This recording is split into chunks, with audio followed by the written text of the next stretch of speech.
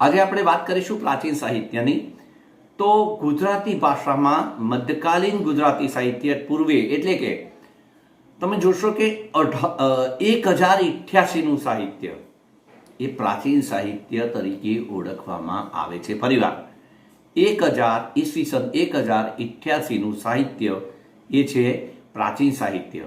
એટલે એમાં પ્રાચીન, અર્વાચીન આ બધું એ આગળ અર્વાચીન આવશે, હું તમને વાત કરીશ.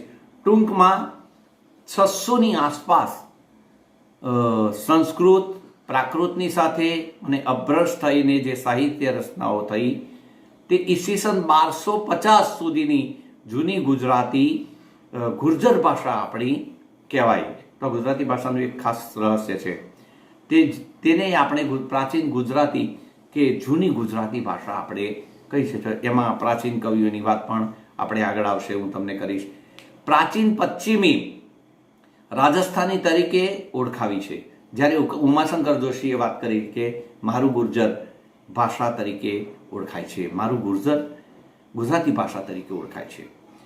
પ્રાચીન સાહિત્યની આપણે જો એની વિશેષતાઓ જોઈએ તો શું હતું કે પહેલાં તમને ખ્યાલ હશે કે બહેનો પહેલાં મુદ્રણ કલા પછી આવી, પણ પહેલાંના તમે ગ્રંથો જુઓ તો એ કેવા હતા?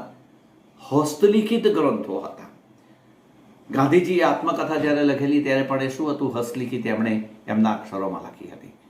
તો એ જે બધું સાહિત્ય છે, પ્રાચીન સાહિત્યના જે ગ્રંથો છે, વેદો છે, આ બધું પહેલાં કેવું હતું? હસ્તલિખિત, હાથથી લખાયેલા ગ્રંથો હતા. અને પછી જ્યારે ધીરે ધીરે વિકાસ થયો અને મુદ્રણ કલા આવી ત્યારે એ ગ્રંથો છપાયા. તો એ આપણે હસ્તલિખિત હોવાથી અત્યારે અપ્રાપ્ય છે, આપણને એ મળી શકે નહીં. અત્યારે શું થાય કે જે ગ્રંથો છપાઈ ગયેલા હતા એ આપણે છપાયેલી હાલતમાં અત્યારે જોવા મળતા હોય છે. તો એની અંદર સંસ્કૃત ભાષાની ખાસ અસર હતી. પ્રાચીન ગુજરાતી સાહિત્યની એકમાત્ર કૃતિ 1185માં રચાયેલી એ જૈન મુનિ શાલિભદ્ર સુરી, આ બધા પાછળ સુરી શબ્દ આવે છે, તો એમણે શાલિભદ્ર સુરીની કહી હતી ભરતેસર બાહુબલી રાસ. તો આ રાસ એની રચના થયેલી જૈન ધર્મની અસર તળે, જૈન ધર્મ પણ એની અંદર હતો, અસર તળે આ સાહિત્ય કૃતિની રચના થઈ હતી. તો પ્રાચીન સાહિત્યની અસર અત્યારે આપણે પ્રાચીન સાહિત્યની અસર ખાસ જોવા મળતી નથી, સમાજ ઉપર આપણને જોવા મળતી નથી. કેમ કે અત્યારે તો કેટલા બધા આપણે આગળ ગયા, કોમ્પ્યુટર આ તે, બરાબર. એ સમયે તો કશું જ નહોતું. અત્યારે મોબાઈલ છે, અત્યારે લેપટોપ તમે જુઓ, લેપટોપ દ્વારા પણ આપણે બધું એમાં આપણે સેવ કરી શકીએ છીએ, બધું કરી શકીએ, ડેટા આપણે બધું આપણી મેમરી સાચવી શકીએ છીએ. તો એ બધું છે એ પહેલાંના જમાનાની અંદર હતું નહીં. એટલે શું હતું કે એ સમયે મોબાઈલ પણ નહોતા, સંદેશાઓ નહોતા, કશું જ નહોતું. એટલે એ સમયે શું હતું, પરિસ્થિતિ શું હશે કે હસ્તલિખિત હાથથી આપણે કાગળ લખીને પોસ્ટની અંદર, એ સમય પોસ્ટ પણ પછી આવી હતી.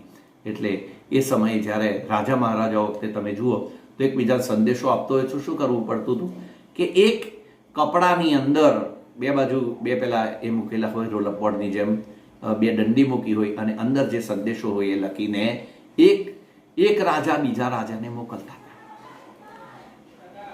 તો એ સમય આપણે જોઈએ તો એ રીતે સંદેશાઓ, એ પછી ધીરે ધીરે વિકાસ થવા માંડ્યો. પછી ટપાલ સેવા આવી, એ પછી સાદા મોબાઈલ આવ્યા, એ પછી એન્ડ્રોઈડ આવ્યા, એ પછી સ્માર્ટફોન આવ્યા. એટલે અત્યારે આપણે કેટલા બધા આગળ છીએ તમે જુઓ.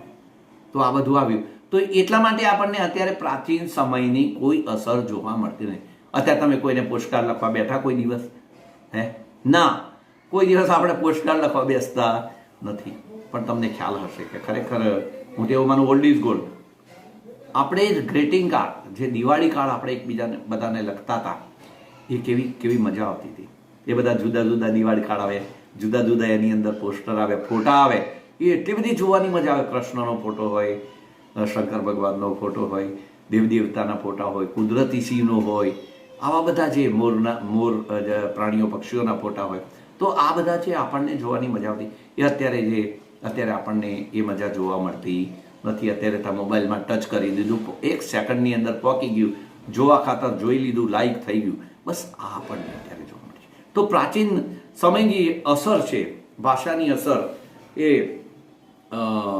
આપણને અત્યારે ખાસ જોવાનું મળતી નથી. પણ આપણે સંસ્કૃત ભાષા છે એટલે એ ગુજરાતી એની જે અસર છે એ આપણને અત્યારે થોડી દેખાય છે. પ્રાચીન ગુજરાતી સાહિત્યની એકમાત્ર કૃતિ 1885ની મેં વાત કરી કે શાલી ભદ્રસુરી ભરતેશ્વર બાહુબલી રાસ. તો એ પુસ્તક એક બહુ સરસ પુસ્તક હતું, બાહુબલી રાસ. બધા રાસો આ ટાઈપના બધા ઘણા બધા એ પુસ્તકો એ સમયના આપણને જોવા મળે છે. હવે મધ્યકાલીન સાહિત્ય, તેની વિશેષતાઓ અને અસરો. તેની વિશેષતા શું છે એ આપણે જોઈએ. કે 1407માં ઈસવીસન 1407માં ગુજરાતની સલ્તનત સ્વતંત્ર બને છે. દિલ્હી સાથેનો એનો સંબંધ કપાઈ જાય છે. ઈસવીસન 1411માં રાજધાની પાટણથી ખસીને અમદાવાદ આવે છે. પાટણ રાજધાની હતી અને ત્યાંથી ખસીને સીધી અમદાવાદ આવી. ગુજરાત એ રીતે રાજસ્થાનથી અલગ પડવા લાગે છે. રાજસ્થાનથી આપણું ગુજરાત હતું એ સમયે અલગ પડી ગયું હતું. રાજપૂત રાજ્યો દિલ્હીની નિકટ આવતા જાય છે અને એના પર એ પ્રાંતનો ભાષાકીય પ્રભાવ આપણને જોવા મળે છે. આજે ઈસવીસન 1456માં એક ગુજરાતી ભાષાની અંદર કાન્હડ પ્રબંધ આવું કાવ્ય લખાયેલું હતું. રાજસ્થાની ભાષાની મિશ્ર અસરો એની અંદર આપણને જોવા મળે છે. કાન્હડ પ્રબંધ, નરસિંહ, મીરાબાઈ, ભાલણ, આ બધા સંત કવિઓ થઈ ગયા અને એમણે જે કૃતિઓ બનાવેલી એ કૃતિઓ પણ આપણને જોવા મળે છે. મીરાના પદો તમે જુઓ કે સાહિત્યની અંદર નરસિંહના પ્રભાતિયા, મીરાના પદો, બોજાના ચાબખા, અખાના છપ્પા, બરાબર. તો ભોજાના ચાબખા, અખાના છપ્પા, આ બધું આપણને ગુજરાતી સાહિત્યની અંદર આજે જોવા મળે છે. તો એ પણ વાંચવાની એક લાવો મળે. બહુ સરસ છે આ, કે તમારું નસીબ સારું કે તમને મધ્યકાલીન તમને થોડું કંટાળાજનક લાગે, પણ એને સમજવાની, જ્યારે તમે આને વાંચશો, એને સમજવા પ્રયત્ન કરશો તો જ મજા આવશે. બાકી તમે એને તૈયાર કરીને ચલો પ્રશ્નના જવાબ સ્વરૂપે લખવાનું છે તો એમાંથી કશી જ ખબર પડશે નહીં. એને આપણે માણવાનું છે કે શું થયું હતું, એ સમયે કઈ પરિસ્થિતિ હતી અને આજની પરિસ્થિતિ કઈ છે. એ બંનેની જે સામ્યતા તમે સમજવા બેસશો ત્યારે મધ્યકાલીન ગુજરાતી સાહિત્યની અંદર ખૂબ જ મજા આવશે.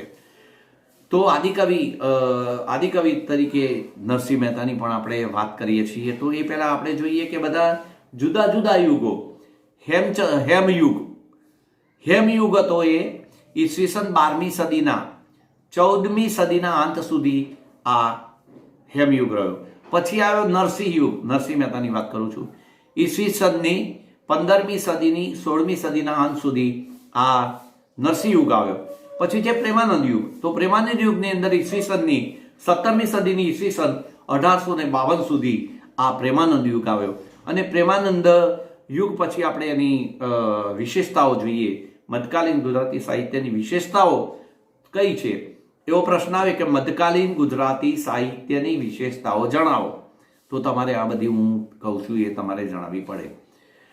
તો મધ્યકાલીન સાહિત્ય મોટા ભાગે પદ્ય સ્વરૂપમાં ખેડાયેલું છે. અત્યારે તો આપણને પાઠો બધું જોવા મળે છે, પણ એ વખતે પદ્યની અંદર ખેડાયેલું હતું. પદ્ય એટલે કાવ્ય સ્વરૂપે.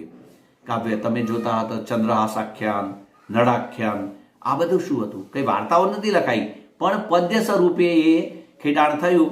અને પછી જુદા જુદા લેખકોએ એને શું કર્યું કે એને ગદ્યની અંદર રૂપાંતર કર્યું, નાટ્ય રૂપાંતર કર્યા.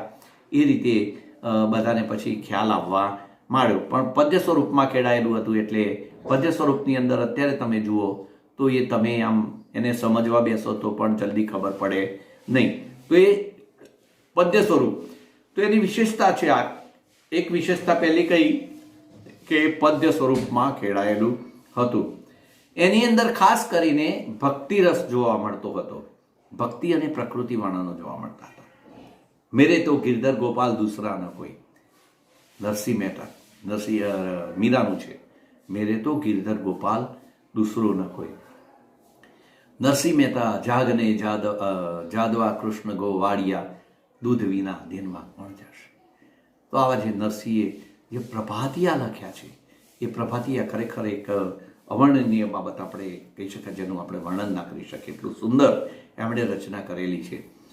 તો મધ્યકાલીન ગુજરાતી અંદર ભક્તિરસ, પછી રાસ, પછી ફાગ. ફાગ એટલે શું? ફાગ તો ફાગ એટલે ફાગુ કાવ્ય, ફાગણ મહિનાનું કાવ્ય. અષાઢ ઉચારમ મેઘ મલારમ બની બહારમ જલધારમ, ફાગુન પ્રફુલ્લિતમ બેગ લલિતમ કીર કલિતમ કોકિલમ. તો ફાગુ એ ફાગણ માસના જે કાવ્યો છે બહુ સુંદર હતા. ફાગણ ફોરમ તો આયો આયો રે આયો, ફાગણ ફોરમ તો આયો આયો. તો ફાગણ માસની અંદર જે કાવ્યો ગાવામાં આવે છે એને ફાગુ કાવ્ય કહેવામાં આવે છે. 12 માસા એ 12માસી કાવ્ય હોય, 12માસી કાવ્ય છે. પછી છંદ છે, પદ છે, પ્રભાતિયા, છપ્પા, પદવાર્તા છે, આખ્યાન છે, કાફી, ધોળ, ચાબખા, પછી ગરબા જેવું સાહિત્ય ખેડાણ થયેલું છે. અને હવે પછીના તાસની અંદર હું તમને આગળ વધારે વિસ્તૃત એની મધ્યકાલીન ગુજરાતી સાહિત્યની વિસ્તૃત માહિતી તમને આપીશ.